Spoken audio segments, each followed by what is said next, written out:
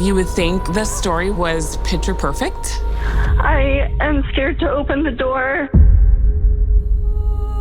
I was so happy for her. He just fit himself right there. I was assaulted by my ex-boyfriend. I felt like everything's coming together. My job is working. I have a great relationship. I made it clear to him that it's over between us. I thought that was it.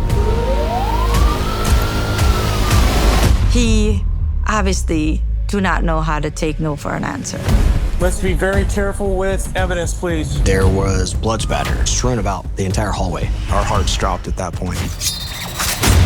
There was a male voice that screamed, "Please don't kill me. I don't want to die." She'd do whatever she could to get whatever she wanted.